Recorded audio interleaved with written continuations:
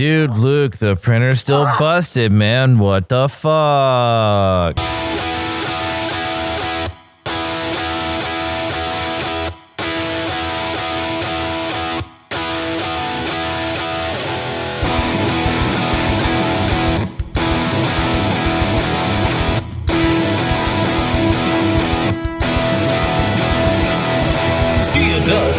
How's it going, everybody? Welcome to episode 104 of the Topless Robot podcast. My name is Ryan. I'm Tyler. Some call me Brooks. And I'm a waste of space. And it has been a nice short week with Labor Day and everything on Monday.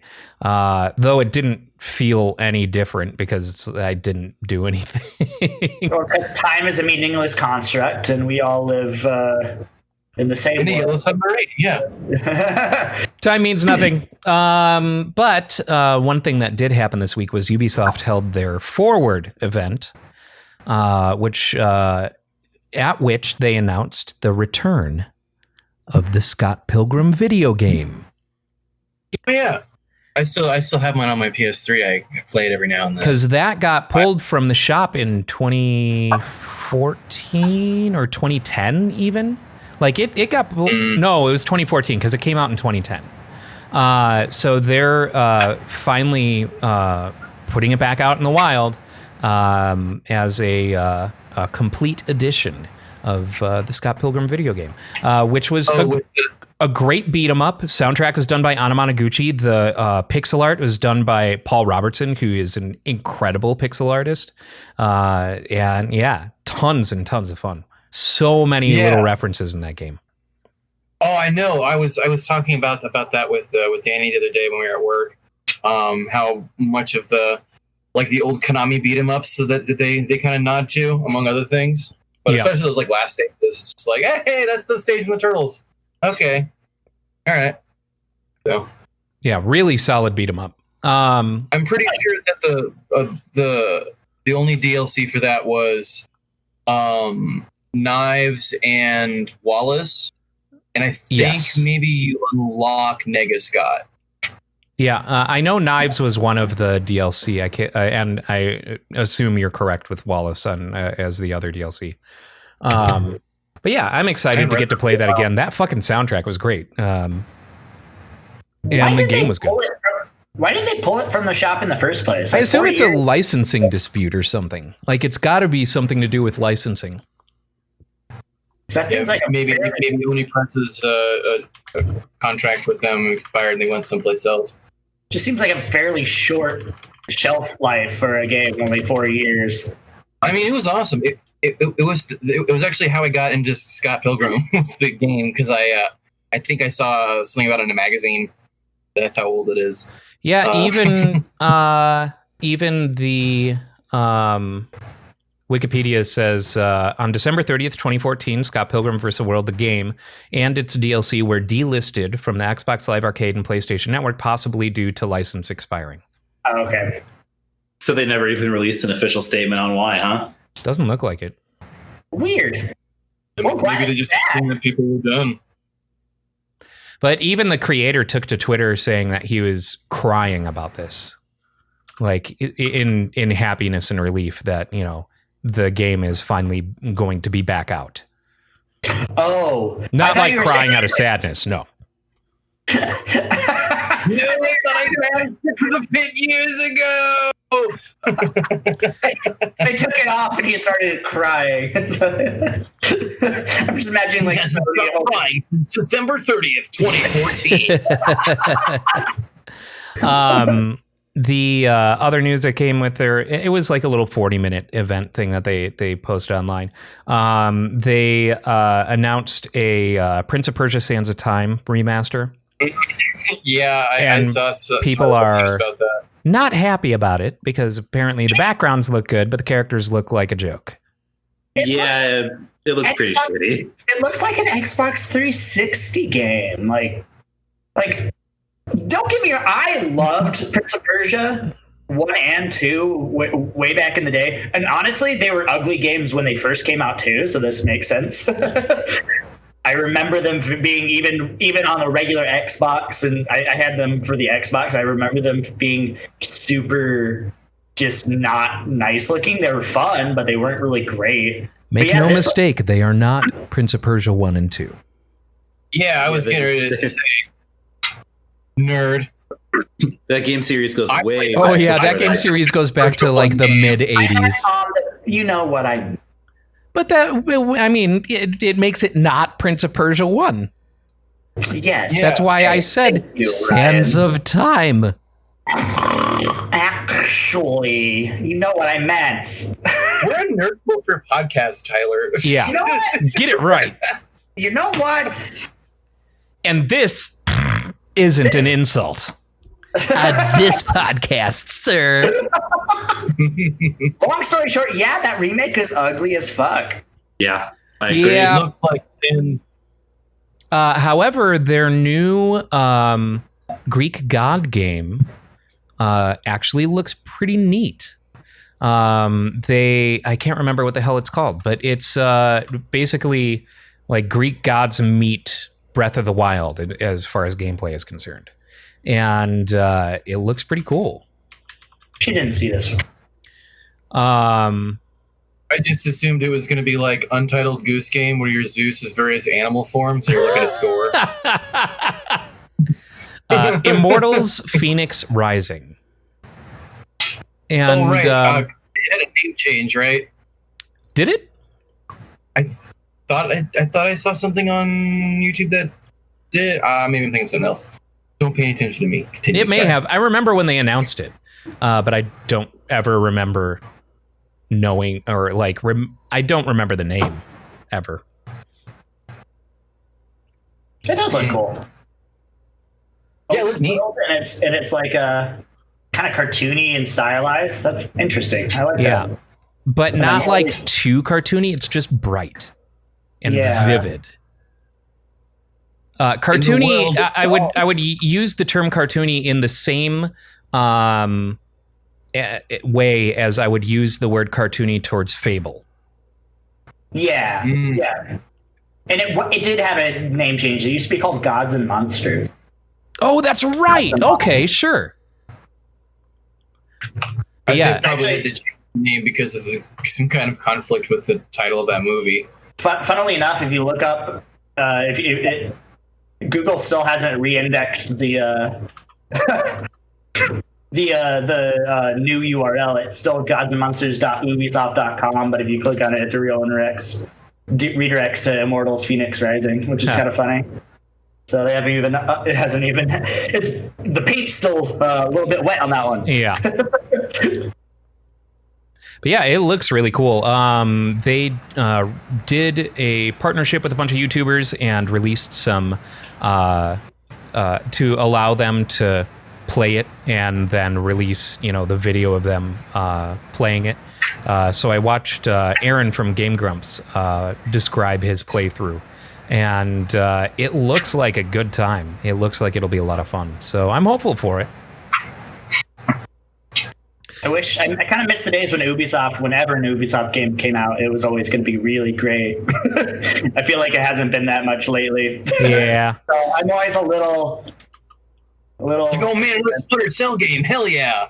And then now it's like, oh man, another Assassin's Creed game. Yeah, man, I got tired of Assassin's Creed real quick. They're definitely cool and interesting to look at. I know that the people that folks that are really into it are like super into it. Yeah. But I can kind of take it and leave it. And like every time they announce like a new era that they're going to tackle, I go, okay, that looks interesting. Like the one that takes place in like London.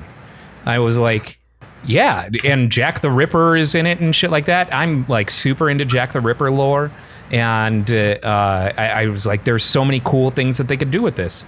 And then I, started playing it and went, this is fucking boring. I am not interested in this type of game at all, apparently. For me, my favorite parts of the Assassin's Creed games are the ones that try to not be Assassin's Creed games. like Odyssey, Black Flag. Like, Yeah, I was going to say, I remember people really enjoying Black Flag a lot because you could like even have your own ship and shit like that. And that I've not actually played. I have not played that one, and I should at some point. Like authentic sea shanties. It's fantastic. And Matt Ryan voiced the main guy. Oh, really? Yeah. I'm just going to end up calling the main guy Constantine then. Yeah, like, he's Constantine. All right, yeah, it's Constantine. And I have played some of Odyssey, and that feels a lot more fun than previous Assassin's Creeds that I It's played. more like an RPG. It feels more like a open world Greek mythology game, which is kind of what I wanted. Yeah. It doesn't feel like It's all to me. But yeah, I mean that's pretty much everything that is interesting out of the Ubisoft Forward event. I think I didn't even watch it. I just waited to see people react to it. It's not a ton of shit that like I'm excited for the return of Scott Pilgrim vs. the World because that was a legitimately good game. Yeah. Immortals Phoenix Rising looks like it has promise. But honestly, I could take or leave Prince of Persia Sands of Time. They showed off the predictable shit like Watch Dogs Legion, which I'm actually fairly excited for. That looks like it'll be a lot of fun. I like the idea of being able to recruit anyone. And just having this team of hackers that you can switch through, and I've seen like old lady gameplay, and it entertains the hell out of me. As Grandma walks up behind you with the 50 cal, puts a bullet in your head. And then apparently they're doing Far Cry VR as well, which is coming out next year. It is. Takes place on Far Cry 3's map. So Far Cry from reality. That could be cool. But yeah. So is it just gonna be like Far Cry 3 in VR then, or it doesn't look like it? It actually so I'm on the website right now, and it says location-based VR experience. Location-based VR experience transports up to 8 players to Far Cry 3's Rook Islands. So... Oh, okay. Interesting. Wait, so what does location-based mean? That I have no idea. Location-based Oh, this is not something that we can do at home. What? Oh, do you have like a portable VR system? It's a VR space, yeah. So, launching in 2021, Far Cry VR Dive into Insanity will be available at more than 45 venues across 22 countries and regions. Whoa. Okay. So it's going to be one of those like transform the entire space and go through and everything's actually tangible and stuff like that. Oh, that could be cool. Okay. Yeah. Interesting. You should Kind of a weird timing for that announcement. Yeah. Well, look, other countries, it did say across 22 countries and regions. The I US also assume this was in development before Yeah, the probably. pandemic hit. Yeah. They probably wanted to drop that little nugget a little while ago, but they're like, maybe not the best time. Now things are looking a little better, but yeah. Experience that will take players back to Far Cry 3's tropical Rook Islands, where they'll be reunited with maniacal villain Voss. Developed in partnership with Zero Latency VR, the experience will push players to work together to explore the islands, fight for their survival, and escape Voss and his henchmen.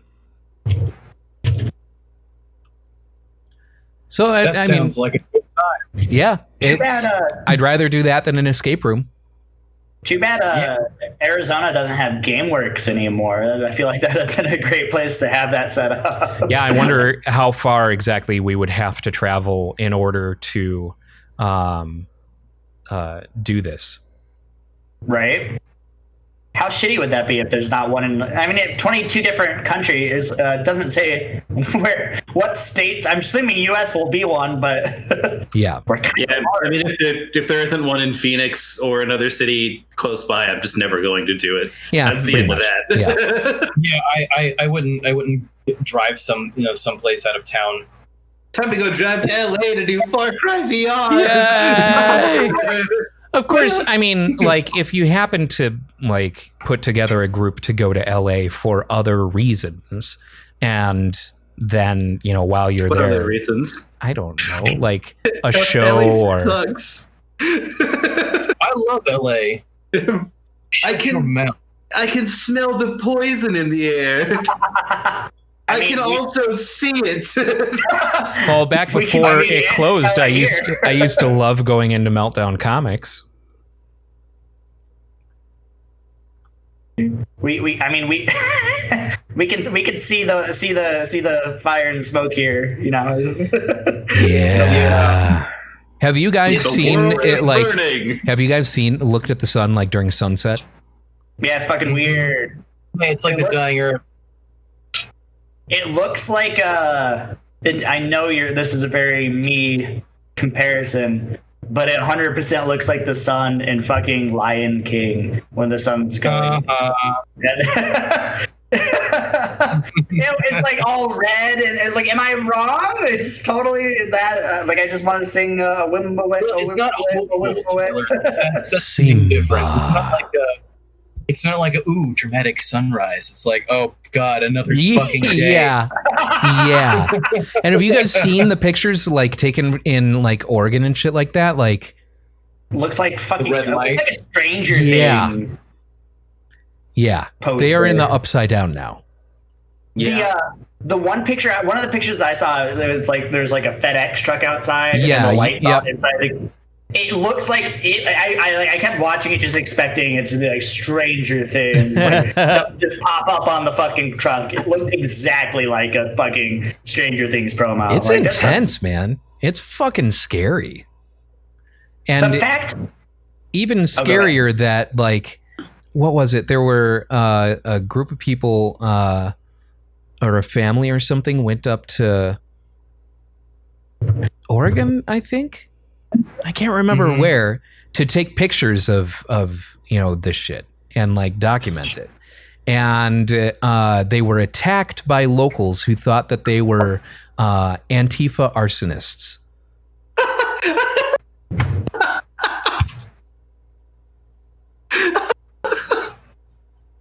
Yeah, I heard that rumor got started somewhere and been Yeah, picking like- up some traction. Wasn't like Portland PD's like telling people to stop Yep. calling fake calls in about Antifa arsonists starting fires. Like, I just want to Yeah. point back to my original stupid joke about people unable to open the John this book is filled with spiders book because they Yeah. might be a little bit too stupid. I'm just saying. That this proves that this is a possibility. People are fucking dumb. Especially Yeah. considering the subtitle to that book is, dude, seriously, don't open it. Or don't touch it. Don't touch. So don't. was it a boy or a girl? Did we ever find that out? Oh, the memes. The memes. So many memes. There's a lot of tasteless memes. Yes. Considering the date a few days ago. Yep. Mm. Yes. There was a particular tasteless meme showing the Twin Towers. It said gender reveal party. Yeah. I don't like making fun of that, but it did make me giggle a little bit that I was on Facebook that day, and it literally my screen, my wall went back and forth between that meme and legitimate, like, poignant, don't forget, you never all like from my grandparents and family members, and I went back and forth like probably a good 8 posts in a row, and I'm just sitting there like Something so that you have to remember, and everyone has to remember, is that the way that humanity copes with tragedy is humor. True. Very true. I have And to be. I generally have to be very quiet about this, but there's been a lot of 9/11 memes that have made me laugh, and I don't know what to say about that. Yeah. I mean, just because you laugh at this stuff doesn't make you a bad human being or anything like that. Like, I agree, but depending on who you're talking to, they don't think it's ever okay to laugh at something. And generally, I laugh at like everything bad that has ever happened because we live one big cosmic joke. yeah. And so, like, that's another thing to keep in mind, right? Is that laughing is, I would call laughing an involuntary response. You can try and stifle laughter, but if you find something funny, you find something funny. That it's just automatic. And in fact, just about every mammal laughs. And the evolutionary purpose of that laughter is to signify we're just playing. This is a joke. This is not serious. Like when apes are wrestling and stuff, and they're laughing. It's kind of a hey, look, I'm not trying to kill you, kind of thing. Yeah. And so I think that to judge someone based on what they're laughing at, is in a way kind of fucked up. Like, it's just kind of your body going, I recognize that that's a terrible tragedy. I also recognize that, these ironic things can come together, like this can be displayed in and positioned in one way or another, and we still live on a hellscape. Yeah, that's exactly how I feel. Especially because the first time it ever happened to me, I didn't even realize what I was watching was about to be like a 9/11 joke. It was like, the fucking to be continued memes. Yeah. It's just literally a compilation of one, and like it's just a picture of one of the towers, and it's a video, and I'm like, I didn't really think about it. I'm like, all right, what's about to happen? And they pause it on the frame of the video, like right before the plane hits the tower, and it just starts playing the to be continued music. And I sat in my chair for so long. There was like stunned silence, laughter, shame, and then more stunned silence. See, that's what separates a well-adjusted or someone who feels empathy, a non-psychopath, and a truly bad person. Is shame is in there. You can laugh. You recognize that it's not a great thing to laugh about. Yeah. You know why you shouldn't be laughing. You recognize that, but you can't help yourself but laugh. Yep. Sometimes dark humor it tickles that funny bone different, it hits it. Dark humor is dark humor for a reason. Remove that shame and you've got an incel. Yeah. Ew.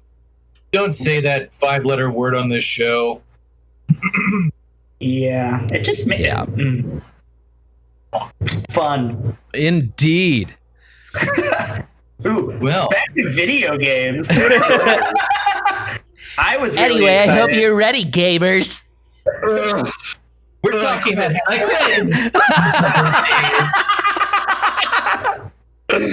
I was really excited for a game release or game announcement this week. Hyrule Warriors: Age of Calamity. Yes. I couldn't know remember that, if that was announced this week. Yes, and that's like Monday. Yeah. Dang. And that's gonna be really cool. Like, I loved the first Hyrule Warriors. Me too. I thought it was a very for a Warriors clone, like a Dynasty Warriors clone. It was actually really in depth. It had a lot of fun stuff to it. I wouldn't call it a clone if it's made by Koei Tecmo. Like, it's made by the Dynasty Warriors team. It's not a clone. Yeah. Well, that's. I mean, doesn't that? and that's how we connect the Zelda universe to the Gundam universe, because the same people did Dynasty Warriors Gundam. Mm-hmm. But Hyrule All I know Warriors. is in the next game, Link better be in a fucking mech, or I'm not playing it.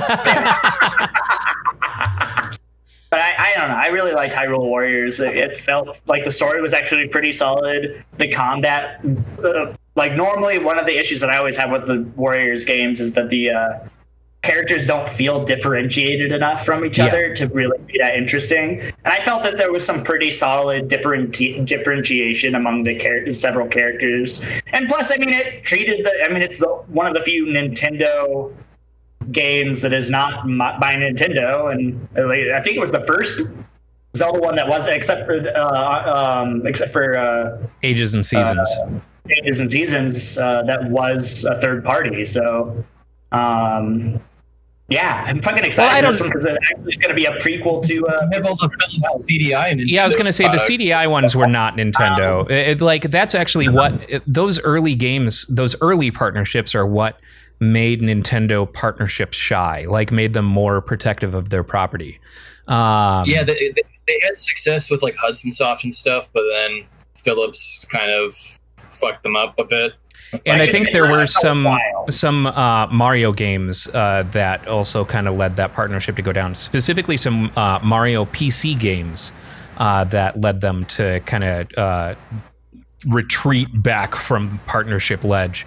Where the fuck is Mario? And, Mario is Missing was actually a pretty popular game. What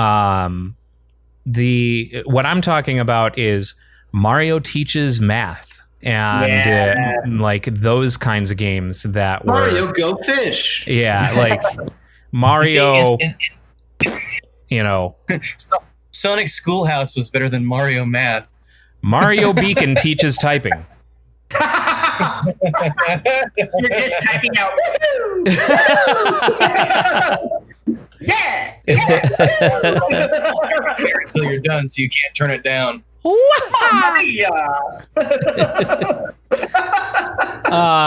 So yeah, Mom, why did the game make me type so long, Game Bowser?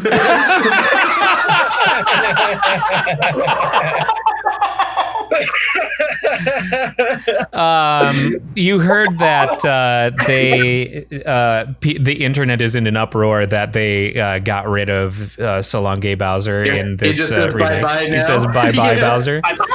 And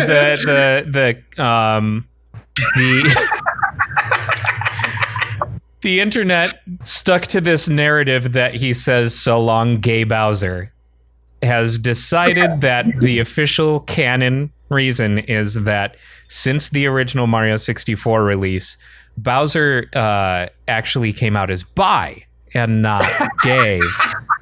So when he's saying bye.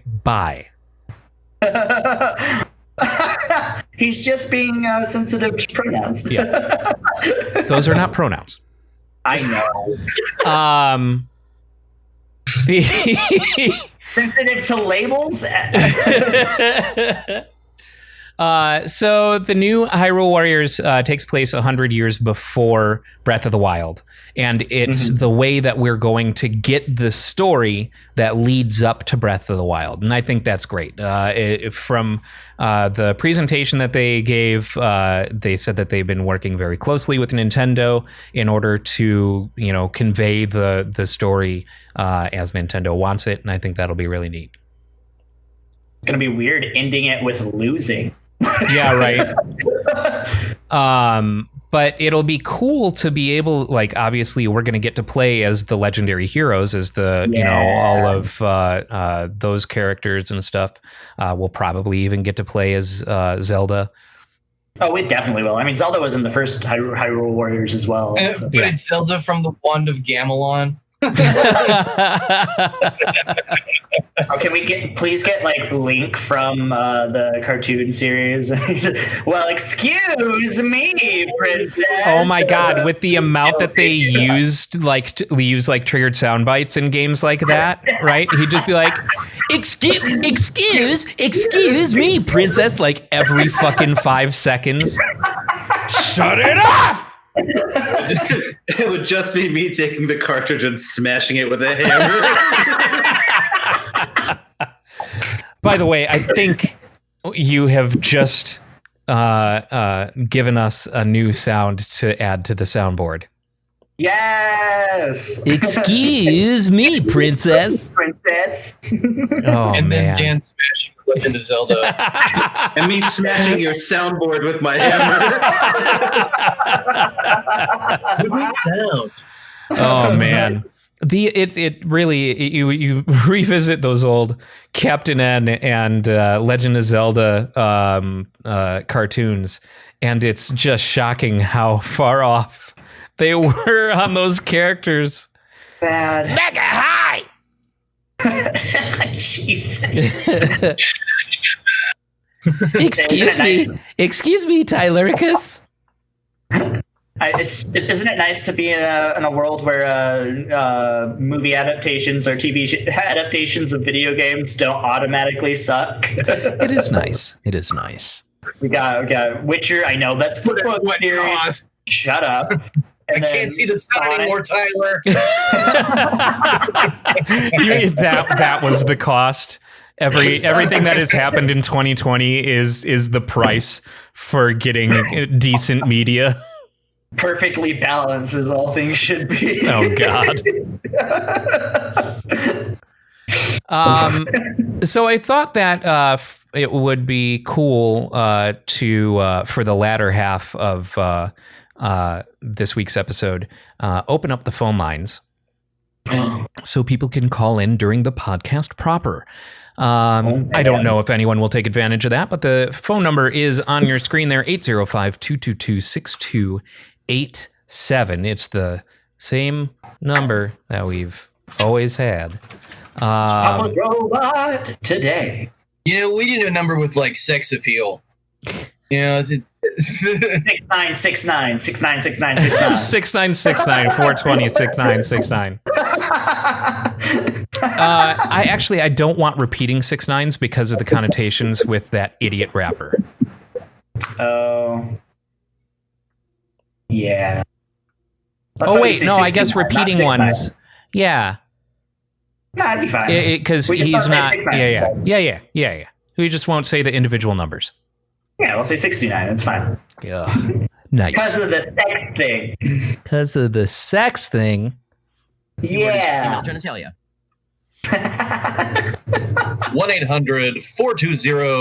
1-800-420-6969.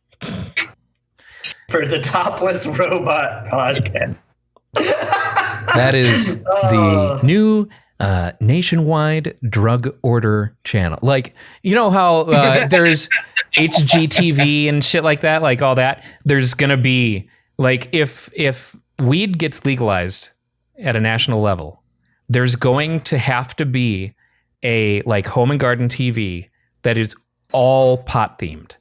That is Oh my only God. like it'll be like a cooking channel for making edibles. It'll be Oh my a God. horticulture channel for cultivating your own pot. Like it's just going to be a bunch of stoners doing like. Wouldn't that be amazing? No, I don't even want it to be MJTV. stoners. I want it to be the exact same kind of people that are on HGTV already, but like with pot, and they're like, Just the barefoot contestant does a bunch of bong rips. And it's like, all right, fuckers, today we're making cheesy gordita crunch wraps. deep So- fried in the air fryer. Let me just hit this gravity bong first. So my neighbor Carol came by the other day and she just had these delectable brownies. And before I knew it, I was seeing double. I just had to ask her what was in it. And she gave me the recipe and lo and behold, it's pot. So I called the cops and sent that bitch to prison. We got Emeril making pot brownies. She's like, hey, I'm throwing actual pot into the Bam or whatever. I'll get some oregano. Yeah, I guess my over the top bam would be more like if he was on methamphetamines. How do you know he wasn't already on That's actually Yeah, I fair. mean, That's fair. He was Chaos Emerald the entire time.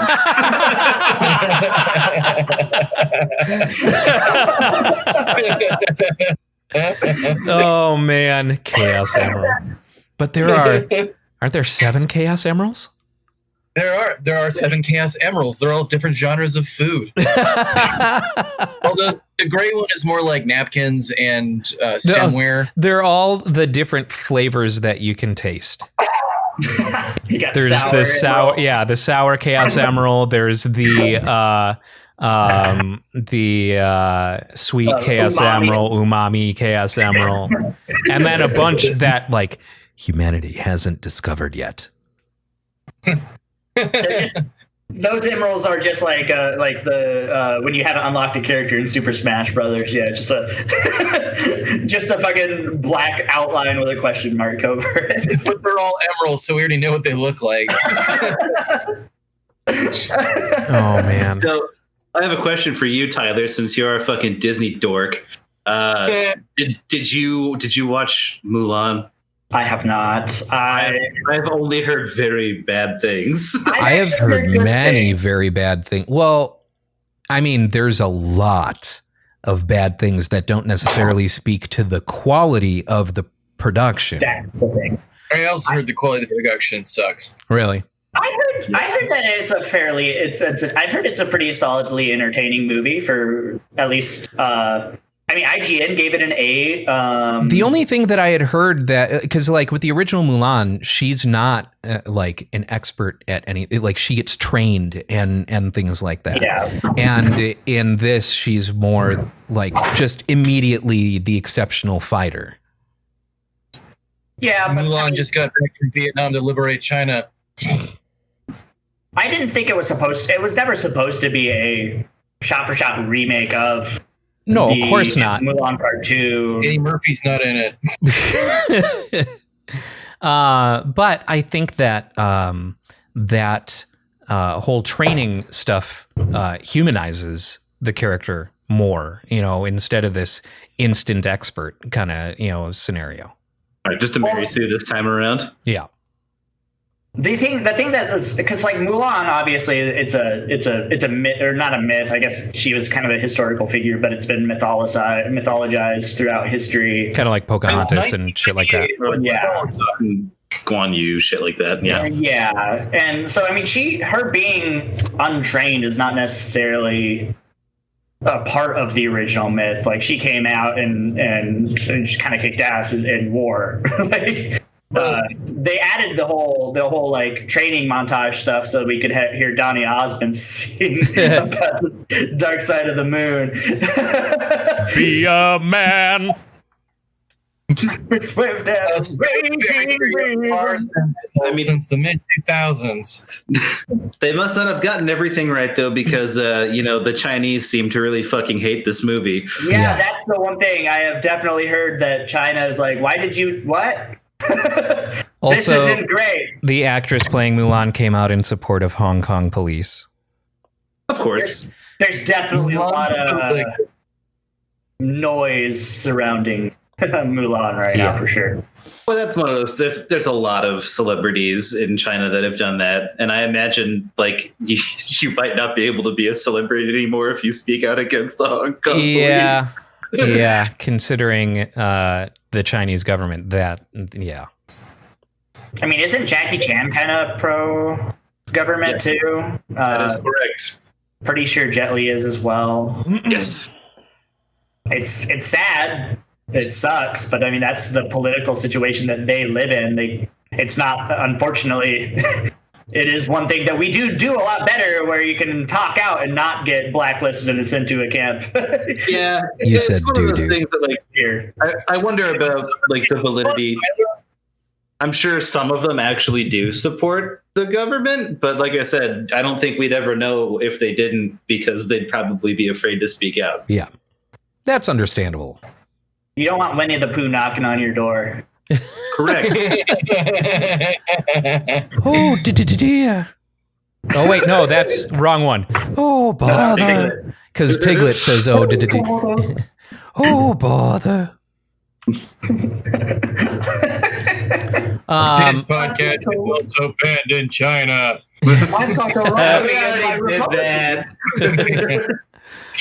Protesters in Hong Kong. Oh bother. I've got a Roly in my Republic-y. go terribly in my republic. Yeah, and I don't get the whole pay $30 now or wait until November to, like, just fucking wait. Why? Yeah. Just wait. I will say this. It's a Disney product. People aren't going to wait. Mm-hmm. Yeah. I don't. Look at you, Tyler. I'm not going to buy it, or I might, just to give you guys a review next week. and give us I actually thought about it this week on Wednesday. I was like, but I don't want to drop $30. But I might do it just for the fuck of it. Just for the frick of it? Yeah, just for the frick of it. But I will say, I don't fault them for doing it. They know that people are going to pay for it, and why not try to recoup some of the money that they've lost over the quarantine? Yeah, that's fair. They've had Talk about Disney losing money because they still have enough to rebuild several countries. If That they is wanted to. also very fair. I'm not saying I feel bad for Disney. I'm just saying, why the fuck not? People buy it. You're right. That does it. 100% fits Disney's MO. They're just like, oh shit, people will give us more money. More money. More. The votes will be even shinier. I can't remember. I think we talked about it last week. I finally started watching Raised by Wolves. Isn't it good? It's super interesting. Super, super interesting. Very weird, super interesting. That first episode is a fucking train ride. Like you're just like, okay, this is cool. It's bringing up some interesting thoughts about the, religion versus non-religion and all this. And then all of a sudden it just goes off the rails and you're like, what the fuck? I like that. Like, there's not a ton of explanation necessarily. It's all given in due time as the story plays out. Mm-hmm. And so it's not like this is a futuristic society that was met by war. Now humanity on the edge of extinction. There's no like crawl or anything like that. It's just like, here are two apparently people calling each other mother and father. Okay. They might, and then it grows organically. Yeah. Which is, I significantly prefer that way of telling that story. And it's very, very interesting. I'm super curious where they're taking this. Me too. I hope they don't end up in a lost hole, like where it's like, all right, what's the next weird shit that we can throw up there? Okay, so here's some more weird. Oh shit, we're running out of weird shit, and we're so focused on weird shit to make happen that we forgot to come up with the whole reason why we're here in the first place. Purgatory. The reason is money, of course. Yeah. I could see Ridley Scott painting himself into that corner too. That's 100% a Ridley Scott thing to do, I would say. Speaking of Ridley Scott, we are getting a new Alien film that is not taking place in the Prometheus universe, in the Prometheus timeline. Hooray! Finally! Hooray! I didn't like any. I'm not really all that crazy about the Prometheus. Neither stuff. am I. Too boring. Aside from some interesting character designs, the giant people just look super interesting, and it's kind of what I would expect from that series, but super boring. Yeah. Even the like prototypes, more were only like okay. They're just like too little too derivative. Yep. So yeah, I'm hopeful, tentatively hopeful. Hopefully that's them going, we're fucking this up. Bail out. Let's try again. Let's start over anew. I mean, it's Ridley Scott. I feel like he goes 50-50, either really good or it's not confusing and weird. Yeah. And Raised by Wolves is kind of riding that line right now. We're not sure which way it's going to go. We'll see what happens. Has yet to let the other shoe drop. We're not too sure. They've definitely set up some very interesting world building. But it could totally fuck it up in its first season. Very easily, it could completely fuck this up. I have no idea. This is one of the few shows in a long time where I literally have no fucking clue where we are going. Yeah, I can't predict it. I cannot predict it. Which can be good or bad. We'll see. Yeah. How gross is the show? Barely. Okay. It's the first episode anyways got a very... It's got some visceral imagery, I should say. I'll say it doesn't thrive or live on that though. Like it does. Okay. But it's definitely got some moments where you're like, ooh. Yeah, but it's not all the time. No, I may have to check that out. We're getting close to the end of our stock of Steven Universe, and then. I started watching the Umbrella Academy. I just finished the first season yesterday. We just finished the second episode of the second season, and it is so fucking good. Yeah, second season is absolutely kill. I would say second season is better than the first season. Yeah, I love the first season, so I love the second season better too. The fact that they were able to come out and make it even more entertaining was insane because the first season was so good. Well, I like that nobody's like that doing that whole figuring out their shit kind of deal, at least as much, like at least with well, I won't talk about it. But it's good. It's great. The Lovecraft Country continues to entertain. It is incredibly good. I have been watching that habitually, and it is outstanding. I'm giving it some time to breathe. Get me a couple episodes so I can just sit down and binge all of them. I set my Lovecraft Country in a decanter for the evenings. Exactly. Also, let it develop its flavor. I actually started watching Perry Mason, and it is super good. The HBO Perry Mason? No. Yeah, that's the old... Damn it. I like the original. It is not. Because Jasmine even said she understands why old people are not digging on this iteration of Perry Mason. It's graphic. It's so scary, Mason. Yes. I mean, like the whole series, starts out with a dead baby. So it's like, yeah. Is it an HBO series? Yes, it's an HBO series. Takes place in 1932. John Lithgow is in it. And I have been very impressed by it so far. The authenticity of the sets and the setting and things like that. And it's just a very interesting series so far. HBO is killing it. Yeah, no kidding. The rumors of their demise after Game of Thrones ending were inaccurate. Well, Watchmen came out after Game of Thrones, and Watchmen was fucking killer. So did Chernobyl. Chernobyl came out right after as well, which was uncomfortable. Oh wow, that came out after Game of Thrones ended? Yeah, it was like I think it was the last week of Game of Thrones that it came out.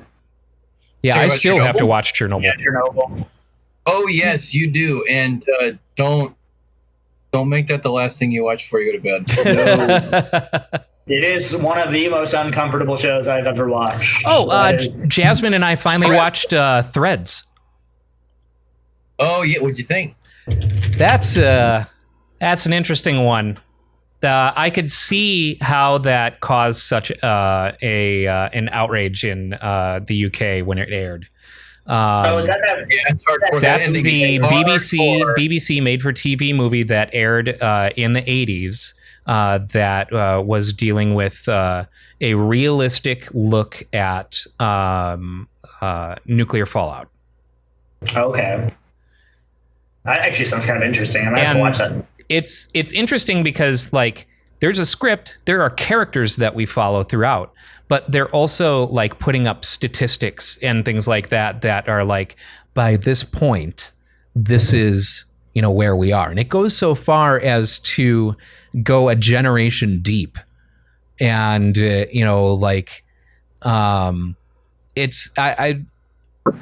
I'm not too worried about spoil. It came out in the 80s. It goes into like something that I didn't even think about is, this woman who we've been following through most of it was pregnant at the start and gives birth during. And then that baby comes out, and then we're talking years later, baby's a teenager now. And the way that language and teaching changes. So that generation that wasn't alive when the bomb went off loses language structure because they were never properly taught it to begin with, because everyone was focused on survival.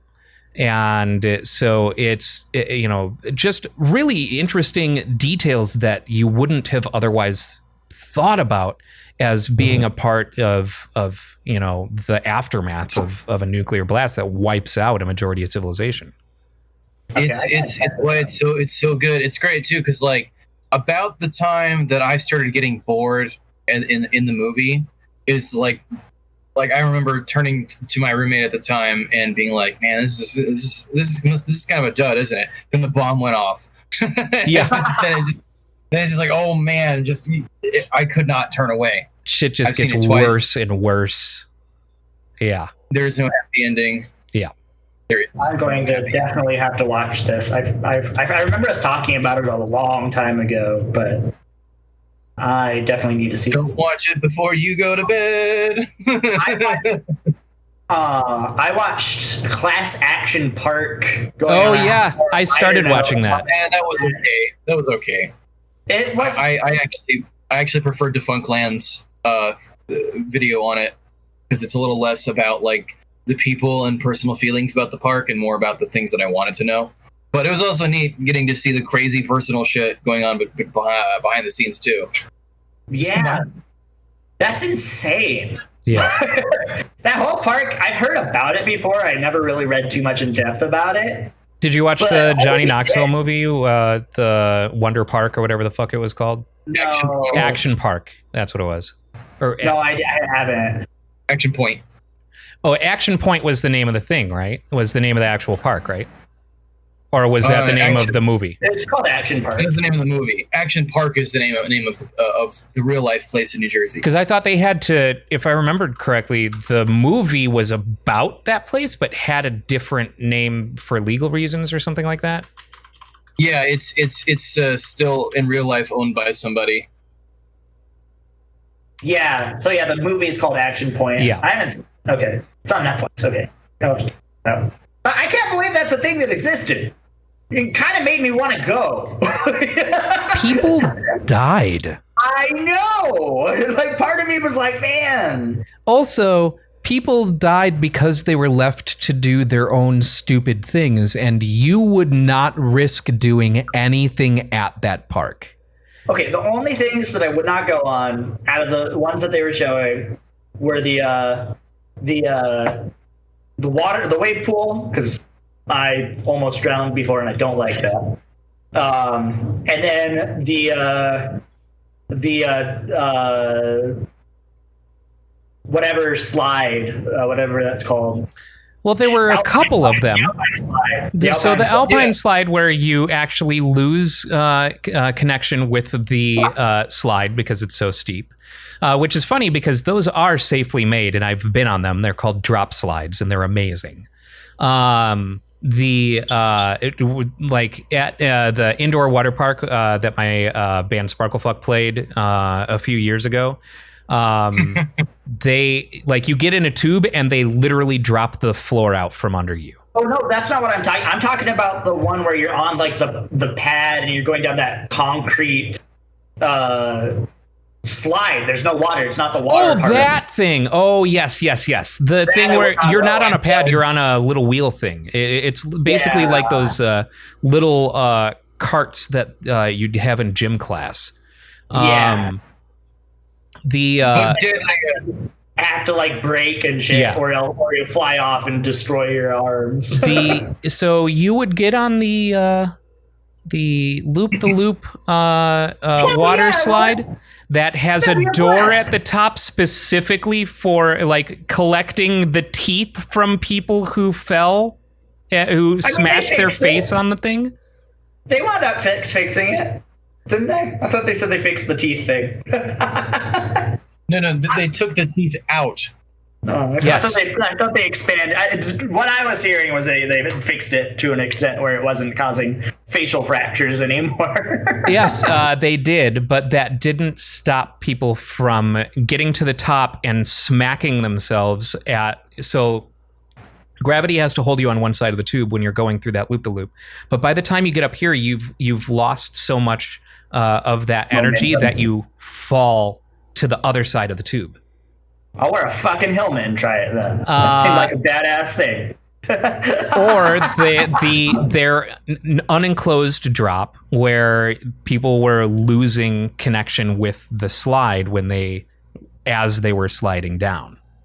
That shit would be crazy. You know, I say I would love to go on it, but the moment that I had the opportunity, you guys know I would not actually go on it.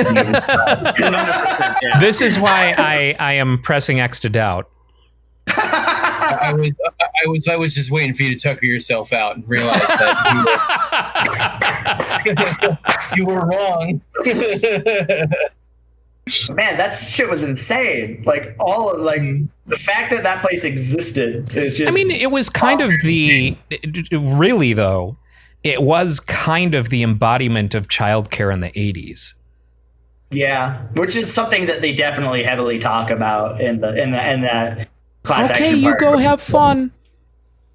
We'll see you tonight. Leave at 8 a.m, never come back. The amount of times that like I've hurt myself as a child, like bloody hurt myself, and an authority figure or a parent was not around is every damn time. I don't think that kids can say that anymore. You know, where a parent would have to be in earshot, you know, any time that you injure yourself nowadays. And like, fuck, dude, my best friend Josh broke his arm. So I lived on a farmhouse in Moni, Illinois. And there was a barn that had a whole bunch of hay at the bottom. And so my buddy Josh and I climbed up to the loft and would jump off of the loft into the hay. And that's how he broke his arm. Oh, Jesus. You know, like just 80s shit. I'm getting itchy just hearing that sentence. Yeah, that sounds like it would. That was back in the Depression, you know, when President Hoover promised a chicken in every pot and a car in every garage. We were like 9. It didn't matter. Ryan went outside, slaughtered a pig, and used its bladder as a balloon.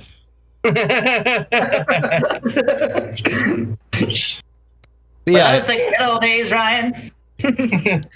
I just feel like, you know, nowadays, you injure yourself and yell. A parent is within earshot. No, it's true. I actually had a weirdly trouble with parents nearby. We didn't. When I was a kid growing up, we actually had this weird little neighborhood where it was kind of like that 80s idea, just like the parents are not All the really parents home. And like we just ran out and we just ran wild throughout the neighborhood all the time. Yeah, so like burbs. But like we definitely had days where parents were home or like we would be far away. So it was kind of like a mixture, but we definitely had a little bit of that 80s, 50s kind of slice of life kind of thing to our growing up. Never really seeing our mom until like 8 at night because we're out playing in the neighborhood all day. Well, the 50s one is mom's always home because mom doesn't have a job because women don't work. That's true. And every family in the neighborhood knows every other family in the neighborhood, and they get together and have potlucks. The 80s version of that is mom and dad are never home if there is a mom and dad in the home at all. Mom and or dad are not home. Sometimes it's just a pair of legs. And you can't really understand what they're saying. Just wah, wah, wah, wah, wah, wah, wah. Oh, brother.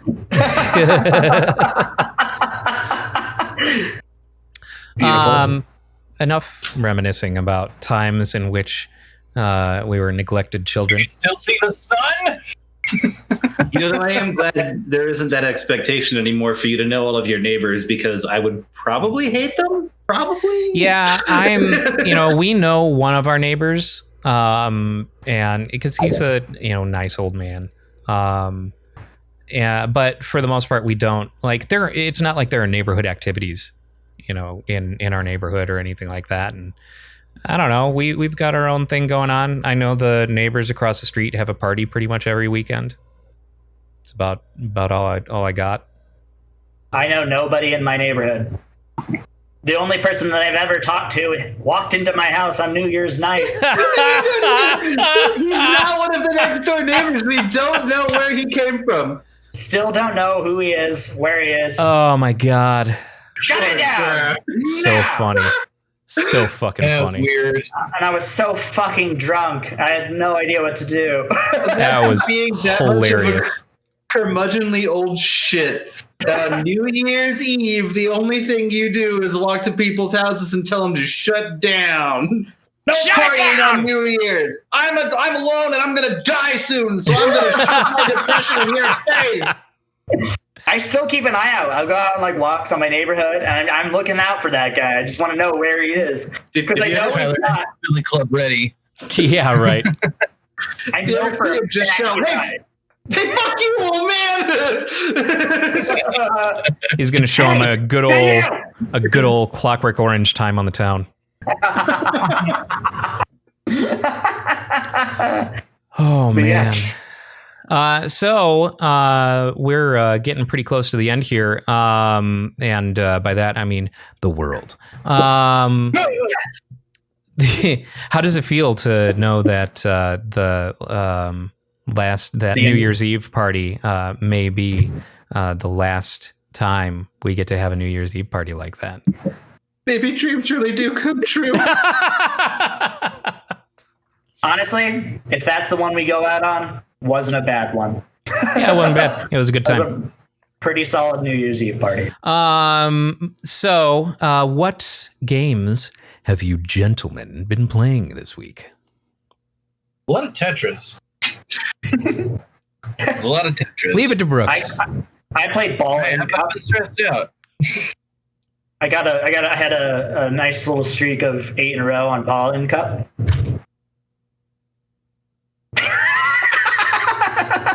Yeah, well, I got 300 hits in paddleball. Hey, we're reminiscing here, so might as well. Man, fuck you guys. I'm still hula hooping right now. Hands down, it's been on fire the entire time. If I That's just not what pan the hula hoops are camera for. down, I think you can hear the music. Saber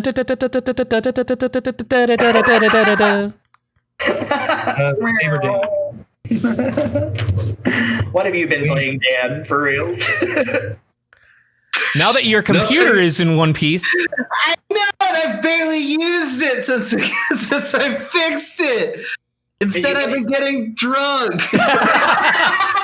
in a way, that's a game. I drank for 12 hours yesterday. So it sounds like you're winning this game.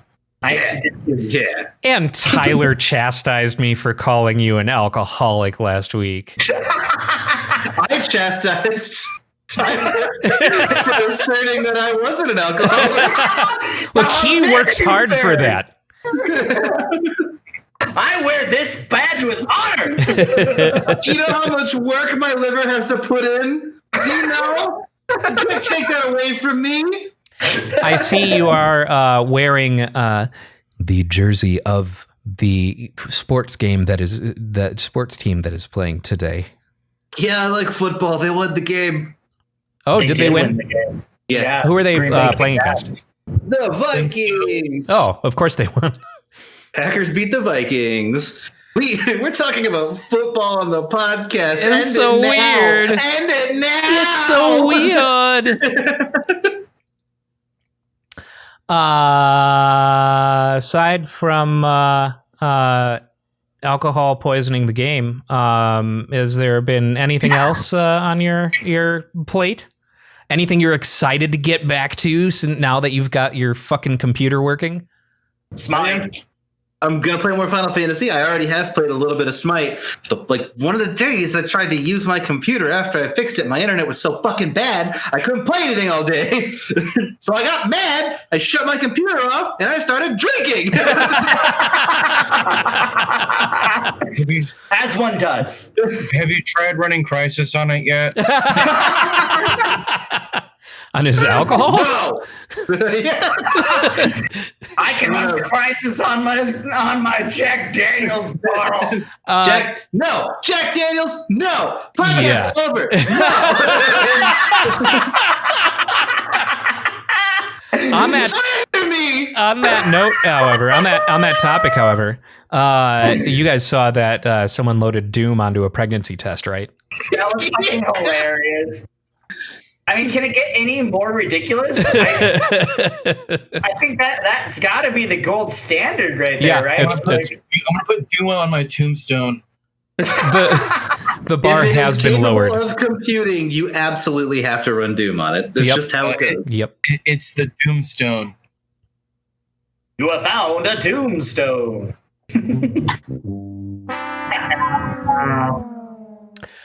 Brooks, what have you been playing? Tetris. Oh yeah, He wasn't joking. Joking. he was just all right. Tyler? Please say Tetris. No, I'm waiting for him to say no, seriously, and pulls out a ball and cup. So, I actually played a whole bunch of Dragon Ball Fighters. I've been really into it lately. So, I feel like Dustin right now, but Yeah, right. Dragon Ball Fighters. but I've been playing it. It's a good game, and I also played more Tony Hawk, but a lot of fighters. Tony Hawk, it's all good. It is so good. Timmy Hawk. They're gonna put out Master Roshi as a DLC fighter on Dragon Ball Fighters. I'm stoked on that. I can't wait. Really? It's about time. Yeah. It's about time. Oh, I you have mean been the new wanting Crash that. Bandicoot game? Wait, no. Now, is it going to be Master Roshi or is it going to be Jackie Chun? To be Master Roshi. Okay, cool. Like Dragon Ball Super Master Roshi, where he all of a sudden can like turn himself into a super buff dude. Yep. Right. I suppose that would be fun. He drinks his little steroid bottle and beats the shit out of people, you know? with a stick. You don't even like Dragon Ball Z, Ryan. Get out of here with Yeah, that. go home. Go home, Ryan. It's the only way I can contribute. How about you, Ryan? What have you been playing? Since I got Nice. since I got Look, I give a dumb face. Oh, he's so stupid. since I got emulators set up on my NVIDIA Shields, I've been kind of going back to some games that I used to love that I missed. Like I started playing Golden Sun on Game Boy Advance. And Would you say that's just a game that you used to love? you don't even get the horns for that. That was garbage. Yeah. Sorry, Tyler. You're banished back to 2011 where you belong. Quick, kick him from the call. Kick him from the call. 2012 is when that song came out. Whatever. But yeah, Golden Sun and I fired up Tony Hawk's Pro Skater 2 just because. Wait, on the Yeah, really? I like the Oh, original that's Tony Hawk's Pro funny. Skater 2. You have a remake. Play the remake. It's like No, it really helped me appreciate how well they have done that fucking remake. The remake is objectively better than the original. Oh, game. absolutely, in every 100%. possible way. And it's just it's cool to go back and remind yourself that, because it had been a while since I played those games anyway. But something that I didn't even really realize is you get a lot more airtime in the original than you do in the remakes. A lot more Absolutely. airtime. It's Yeah, like you time can nail slows like 900s down. and 1080s all the time in Yeah. the original. Yeah, time slows down when you leave a ramp in the originals, and it's just not that same way in these remakes. And I'm fine with it, but it was kinda just like it a better. small difference that I didn't really realize or pick up right away because it had been so long since I revisited those originals. Started playing Legend of Zelda: Ages and Seasons. Because those are always fun to go back to. Just, going through the old library of old games now that I've got these, emulators set up. Played Jet Grind Radio, the original US release of the Dreamcast version. Jet Grinder. When it was Jet Grind Radio before it became Jet Set Radio. Or it was Jet Set Radio everywhere else except the United States. And then it became Jet Set Radio in the United States on Xbox with Jet Set Radio Future. Yeah, fucking great. Just good times with old games. I forgot to mention, I also picked up my 3DS for the first time in forever. And actually, I really wanted to, I don't know why, I just really wanted to play Pokemon Crystal. Oh yeah. And it was like $5 on the eShop on the 3DS, so I bought it, and I've been playing Pokemon Crystal and just reliving the old days. I love Pokemon Crystal. Do you put on YouTube compilations of people arguing to simulate what it was like as a child with a Game Boy? Yes. Yes, I do.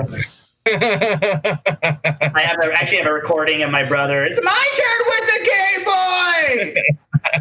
And I just put it on a loop and slowly descend into madness. So you get yourself like some soundscape on some noise canceling headphones that really make it sound like you are stuffed in a small space like a locker. Yes, yes, I do. Well, at least I can see the good my old Game days. I actually throw myself in a garbage bin and play in there.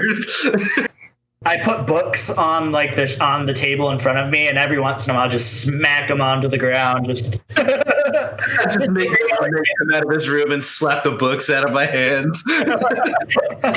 Guys, I think, and we really should have seen the signs all along, but I think Dan is hurting, and I think that we should all chip in, maybe get him a nice bottle of Jack Daniels or something.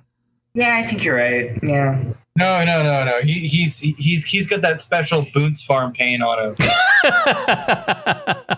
You know, it'd be great if all of a sudden Dan disappeared and came back, and it's just like he had an ice, and Ryan had made this into this.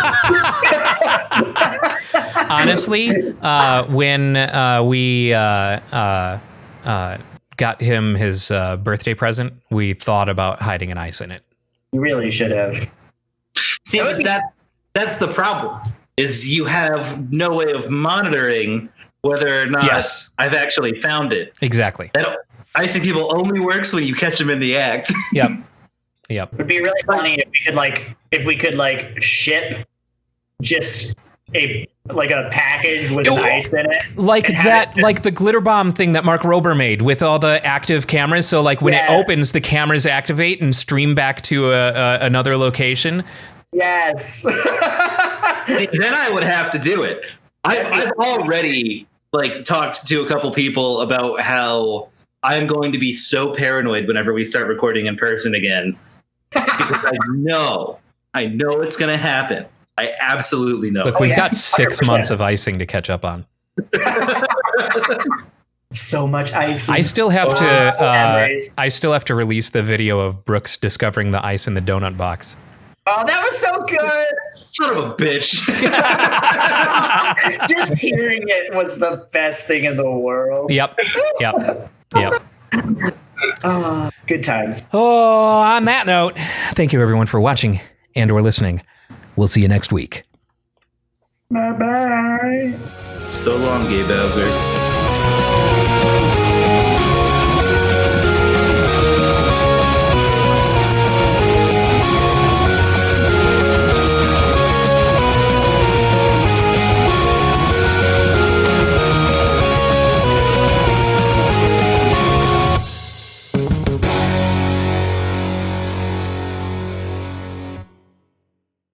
Here we are at the end of our Topless Robot podcast again, and we're here to do the Topless Robot podcast unboxing special we have at the end of each episode. And today, I have an interesting item. It is imported from, I think he said it was Tibet, maybe, or it might be Nepalese, but let's take a look and see what's inside. I've already kind of opened the box a little bit just to make this a little easier and a little more fun. And fucking subscribe, asshole!